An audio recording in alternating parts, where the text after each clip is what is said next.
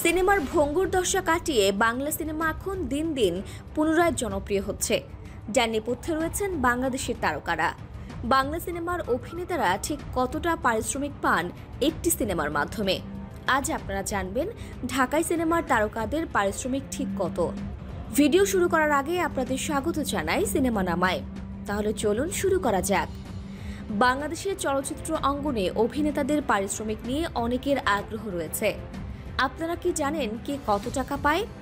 কেউ কেউ সিনেমা প্রতি 30 থেকে 35 লাখ টাকা নেন, আবার কারো পারিশ্রমিক 10 থেকে 15 লক্ষ টাকার মধ্যে। তবে এমনও ব্যক্তি আছে 70 লাখ থেকে 1 কোটি পর্যন্ত টাকা নিয়ে থাকে। সবচেয়ে গুরুত্বপূর্ণ কথা হলো, ঢাকাই সিনেমায় পারিশ্রমিকের দিক দিয়ে তারকাদের অবস্থান অনেকটাই নির্ভর করে তাদের জনপ্রিয়তা ও বক্স অফিস সাফল্যের ওপর। আদর আজাদ নতুন হলেও কয়েকটি সিনেমায় অভিনয় করেছেন, তার পারিশ্রমিক 5 থেকে 7 লাখ টাকার মধ্যে।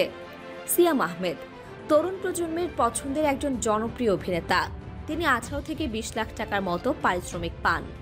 ইমন দীর্ঘদিন সিনেমায় থাকলেও তার পারিশ্রমিক তুলনামূলকভাবে কম, প্রায় 8 থেকে 10 লাখ টাকা।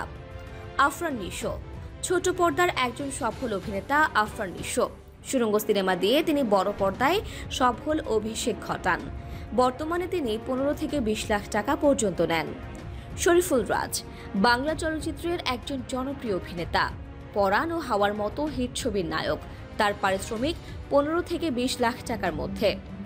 আরিফিন শুভ একাধিক হিট সিনেমার নায়ক, তার পারিশ্রমিক 20 থেকে 30 লাখ টাকার মধ্যে। তবে বড় বাজেটের সিনেমা হলে পারিশ্রমিক আরও বেশি হয়। শাকিব খান ঢাকাই সিনেমার সুপারস্টার, তার পারিশ্রমিক সবসময় আলোচনায় থাকে। বর্তমানে শাকিব খান প্রতি সিনেমায় 1 কোটি টাকার বেশি পারিশ্রমিক নেন।